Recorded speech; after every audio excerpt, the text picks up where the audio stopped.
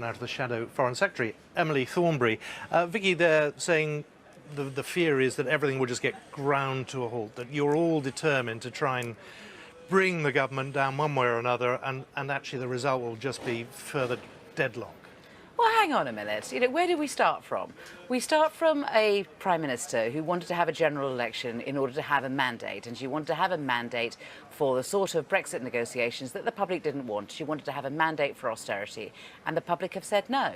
Now, if she was properly humble, as she claims that she's now going to be, then not only would she give up on fox hunting and grammar schools and some of the rather... Well, not mentioned in the Queen's speech. Absolutely, so she's given up on that, so that's good, good start. However, she's not given up on austerity. She's not given up on this nonsense about let's cut back on funding for public services so that we have a good economy so that we can spend money on public services.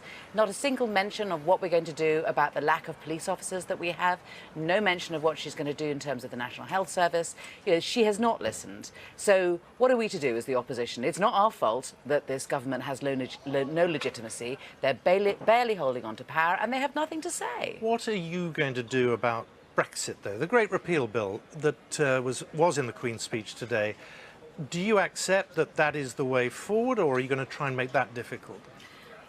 All we know at the moment is the titles of these bills, Well, you know the principle of it. It's to bring EU law into the legislative chamber here so that in future you and your colleagues can vote on them. Well, yes and no, but it's called the Great... What's the no? Okay, so the no is that it's called the Great Repeal Bill, so they want to repeal lots of laws, and they're calling it that in order to keep the hard right of the Tory party happy. So she's going to have tension with Tory backbenchers who will want to have things like, oh, you can have these rights for a little time, but there'll be a sunshine clause, sunset clause. So at some stage in the future, we can sneak in and get rid of it. We're not having any of that. We want to make sure that the rights that we have that come from the European Union and the protections, the red tape, as the Tories call it, we want to have that if it means that people have, proper rights in Britain. So, of course, if they're doing it properly, then fine. But if they're not doing it properly, we have no reason to trust them, with this Great Repeal Bill.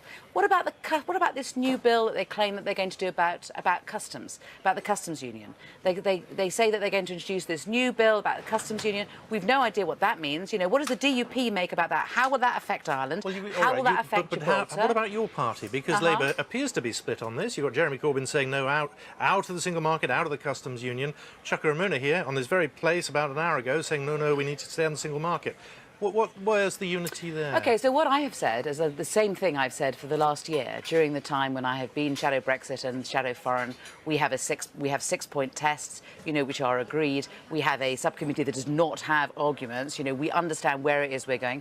And putting it simply, safety and security of our citizens, and secondly is the economy. And so whilst we have to leave the European Union, because that's what the public said they wanted us to do, we need to make sure that any other decisions are made in the light of what is best for our economy. And that is our principle. That's been our guiding light throughout this. Some Tories are now starting to sound a bit more like that. Philip Hammond, very interestingly, getting more and more Laboury as time goes on. That's good. I'm pleased to hear that. But he doesn't speak on behalf of all the Tory party.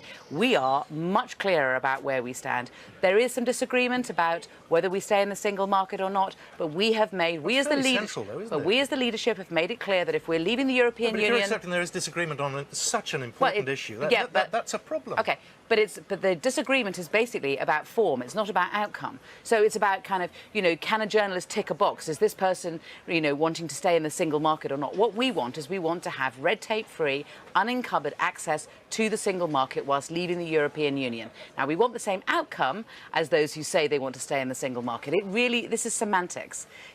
Our principles are very important. The principle is economy first, jobs first. Nobody voted to be poorer and nobody voted to lose their job. Emily Thornberry, thank you very much for joining us. Thank you.